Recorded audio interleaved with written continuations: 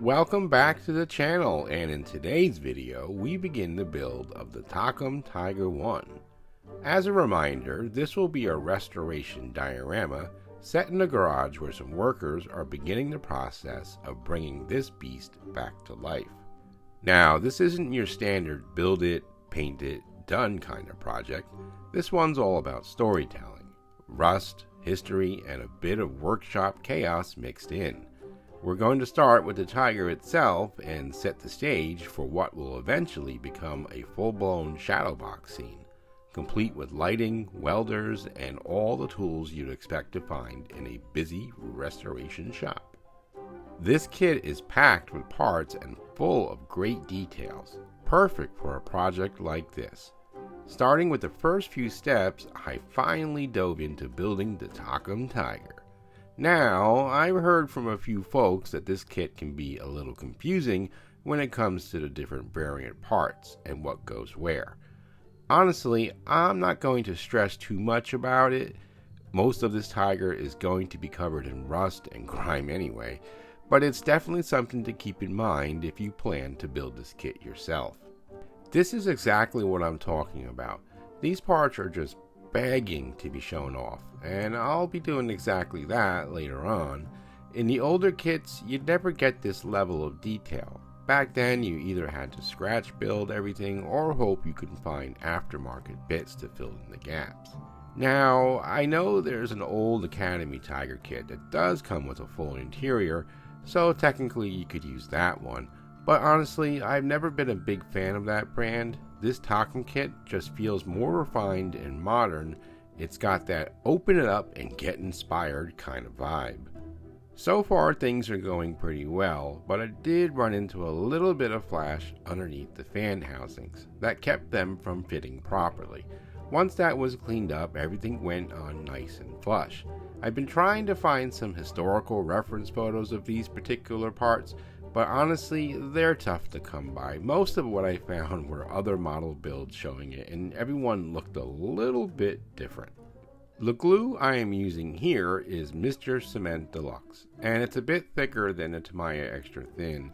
It's perfect for those spots that are tricky to reach with the thinner stuff, or if you just need a faster, stronger bond. So far I'm really liking it. But it's not something I'd use for the entire build. It's more of a situational glue for those problem areas where you need the extra grip. At first, when I started building these parts, I was thinking, do I really need to? I mean, once everything's closed up, you'll barely see any of it. But then it hit me.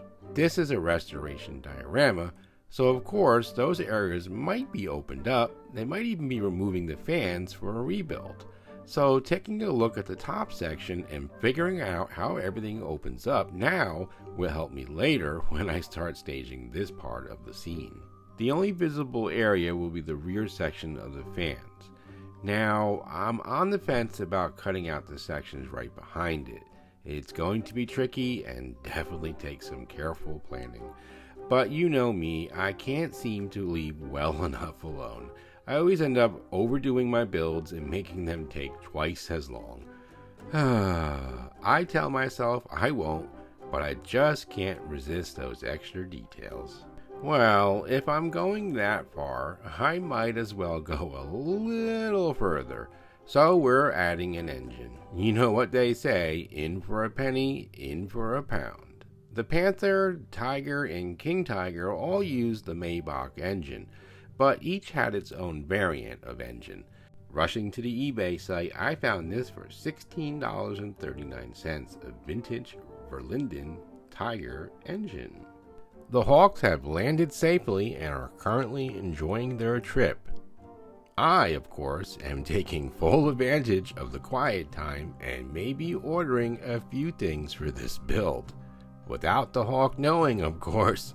So while the coast is clear, let's get back to work on this Takom Tiger. Now, this is the kind of build where you open the box, stare at all the parts, and then quietly close it again.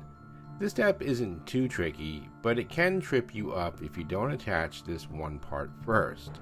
So follow the directions, test fit everything, and you should be fine. Of course, you'll have those classic modeling decisions to make. Is this flash or is it actually kit detail? I wasn't sure about these lines at first, but after checking some reference photos, I was still unsure. I can clearly see there's supposed to be a seam there in the directions, but I don't know. Either way, it's going to be hidden, so not a huge deal in the end. While I got this part off the model, I'm going to go ahead and remove the kit weld detail so I can add my own later in the build. You know the saying, in for a penny, in for a pound. Now that's twice I said that in this video. So let's go ahead and strip off a bit more kit detail while we're at it. The mold welds aren't bad, honestly, but I think they'll look a lot better once I redo them with a bit of epoxy putty. Sometimes it's those little touches that make the big difference. One wee bit of advice, which I usually follow but completely ignored this time, is to number your parts once you remove them. Trust me, skipping this step made this part of the build way more difficult than it needed to be. I did eventually figure it out, but not before panicking and breaking apart a few pieces that were actually on correctly. Lesson learned until the next time I forget. It really wasn't my fault though, honestly. The picture showed one type of road wheel that I ended up gluing somewhere else, and then after pulling everything apart, I realized that that road wheel couldn't even fit in that area. So yeah, not totally on me this time. Let's call it confusing instructions, which these are, and move on before I start second guessing every wheel on this Tiger, which there is a ton of them. So this brings up a bit of a ramble session. Takom, Ryefield, and a few other brands, which I haven't built yet, have created what I like to call super kits. They're absolutely packed with parts and incredible detail, but sometimes the instructions don't explain why you need to choose between two parts. My best guess is that it's for building some sort of variant, but neither Takom nor Ryefield really make that clear in the manuals. For example, with my Ryefield King Tiger, which you can check out in the video linked above, you actually had to build parts of the interior first just to complete the exterior sections. It's a nice touch if you plan to show everything open, but it would be great to have an option to skip all that if you're building it buttoned up. So here we are with all the road wheels finally added, and I'll be honest, it took me most of the day to get this far.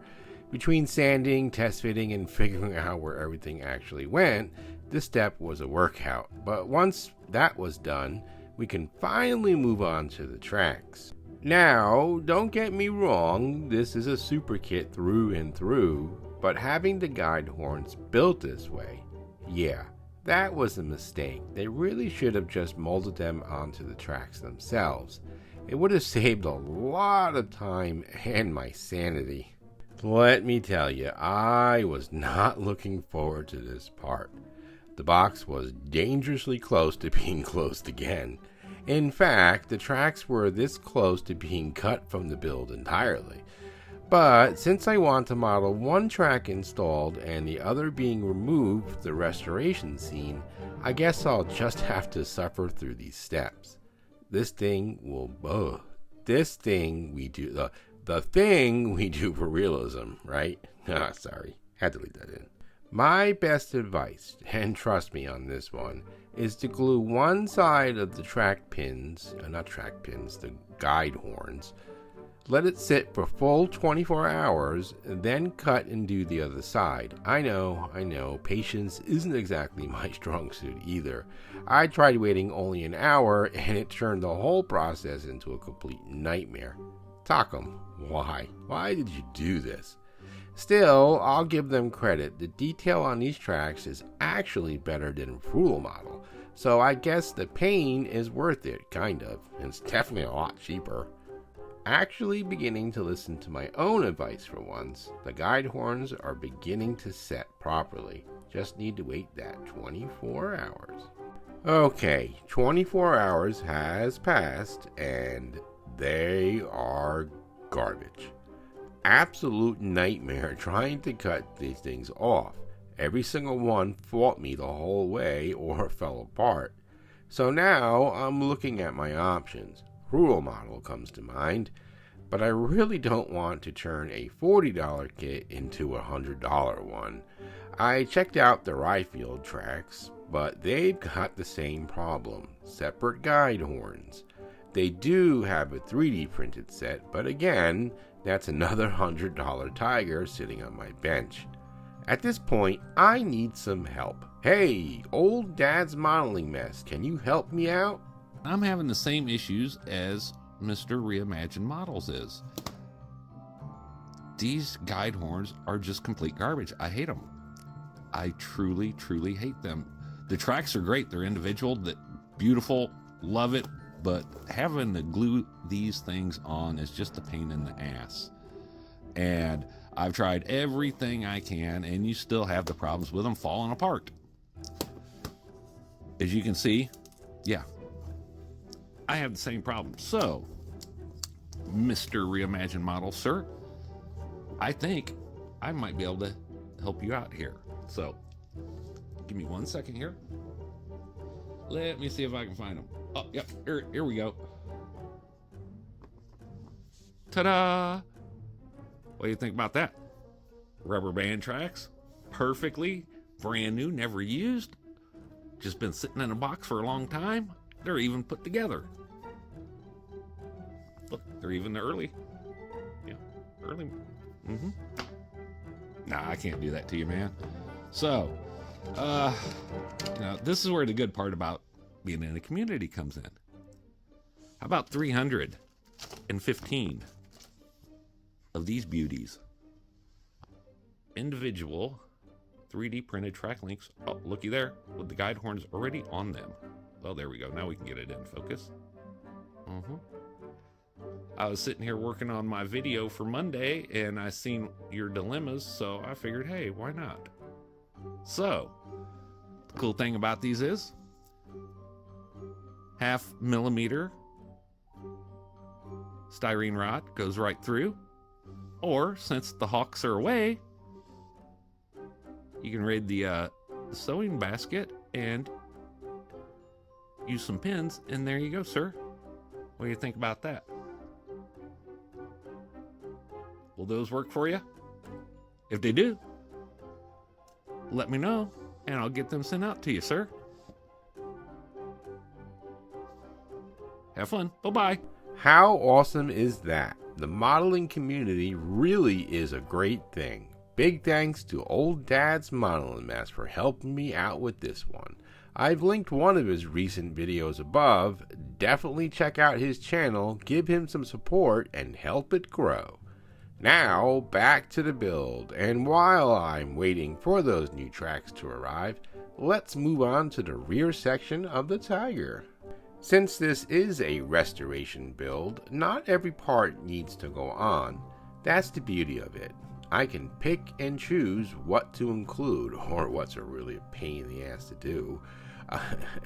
When I see detail like exposed brackets, I'm taking full advantage and leaving them visible. For example, I'm only planning to have one of these covers installed, so that detail can shine through. Little touches like that really sell the whole in-progress restoration look. Drilling the holes for the one cover and leaving the other off, it's a nice touch that Takom designed it in a way that lets you keep the brackets intact if you want to. That kind of flexibility really helps for a build like this. Now, the drill bits I used, yeah, those were an Amazon special. Let's just say they were worse than the guide horns. All the smaller ones snapped after a single use. So much for high quality precision tools. While I had the drill out, I figured why not add a bit of battle damage. Just a few holes here and there, and then I went in with the knife to rough them up a bit, make them more jagged and convincing. I could go in later and melt them a little for that scorched look, but these parts are so thin, I think we're good as is. No need to risk turning my Tiger into a Salvador Dali painting. Ew, I didn't like that. Using my trusty dollar store clamps to hold this part down actually worked out pretty well. Good in a pinch. You get it? Though, honestly, I really need to upgrade to something that doesn't feel like it came out of a Christmas cracker. That doesn't make any sense. Alright, hopefully you got it. Before I attach the rear section, there are a few mold lines to clean up. Not mold lines, weld seams. I'll take care of those now, and later I'll be adding my own welds with epoxy putty. Because if we're going in for a penny, you know we're going in for a pound. As I was test fitting, yes, I am test fitting, I noticed there were some gaps on each end and thought, what on earth did I mess up this time? But after a little detective work, aka actually looking at the instructions, I realized parts will go there later, so crisis averted, woo, we are good. Studying the instructions, I noticed yet another one of Takom's mystery decisions. You know, the kind, pick one of these parts, but we're not going to tell you why. So, after staring at it long enough to question my life choices, I just went with the C2 parts since they seem to pop up again later anyway. Not perfect, and I would love to know the reasoning, but since Takom's keeping secrets, we're just moving on with the build. These parts have some pretty nasty injection marks that will need to be cleaned up and sanded down so the glue gets a good bond. Of course, the moment I start cutting them off, they go flying at the speed of light straight into the stratosphere. Good thing I'm wearing eye protection. While you watch me sand this part, yet another part decision pops up. I mean, this is an early version Tiger, right? Why not just pick one and stick with it? Takom. You can hardly tell the difference between these options. Maybe someone with deep Tiger knowledge would notice, but most of us just want to build a model, not decode a Tiger, one production timeline from 1943. Don't get me wrong, I'm not poo-pooing this kit. It's actually really nice and for the most part goes together smoothly, and fairly quickly too. Okay, not the road wheels, but you get what I mean. I just wish it was simplified down to one version. If you mix and match a few parts, it's not going to hurt the build, unless you got one of those diehard accuracy fans watching. You know, the ones that can spot the wrong bolt head from 20 feet away. Don't worry though, I still love you guys. You keep the rest of us honest. Using my trusty Dollar Tree clamps to hold a few parts down while the glue sets. Honestly, throughout this build, I've realized I really need to upgrade my clamp game. These things are holding on like they're trying to win a tug of war with gravity. I might check that get your package in an hour delivery service for some better ones. Okay, we're not quite living in the future yet. One day shipping will just have to do.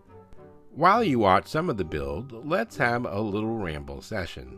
This being my first Takom kit, I'll admit it can get a bit confusing at times, but with some careful test fitting and a bit of patience, it's really not that bad. Those part options can make it a bit trickier, sure, but if your accuracy meter is set to around 50 like mine, just pick a part, glue it on, and move along. Remember, the goal is to have fun, not to summon the modeling gods of perfection. Everyone's got their own level of detail. Some folks build straight out of the box and call it a day, while others, like me, can't resist adding little extra things, like weld seams and armor texture. You know, the little touches that make you feel like a mad scientist at the bench. I'll be doing both, and in the next video of this restoration, I'm going to try to add some pitting using some Tamiya thin and a stiff brush to give it that aged, rusted look. Definitely hit that subscribe button, you won't want to miss that experiment. I've decided to just have the two engine fans exposed in the rear. Originally I had plans, big plans, to open up everything up and show the full Tiger engine. I even ordered one and it arrived today, but after thinking it over, I figured that it might be a little too much, so I'm taking away the pound and hiding the penny for next time. The engine won't go to waste though. It's going to find a new home sitting on a pallet in the shop.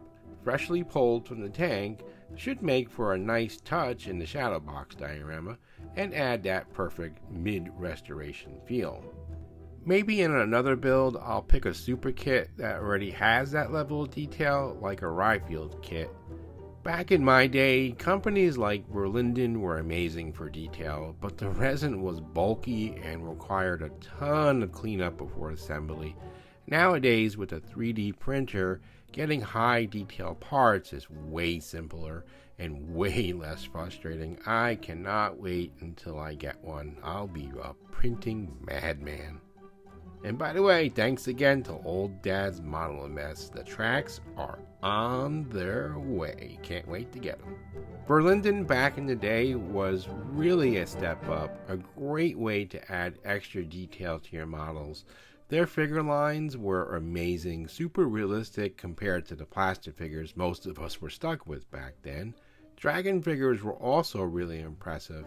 Anyone remember those? Drop a comment below and let me know about the oldie but goodie kits you used to love. Okay, she's spinning, so we're just about wrapped up for today. A few things left to do on the lower hull, few parts to add. I also need to add weld seams and armor texture. Forgot about that one. Before we dive into the turret. A huge thanks to all my viewers for supporting the channel. Don't miss the next video where we'll be tackling the 3D printed tracks from Old Dad's Modeling Mess. Should be fun and maybe a little less chaotic than the kit tracks. In for a penny, in for a pound. Said it again.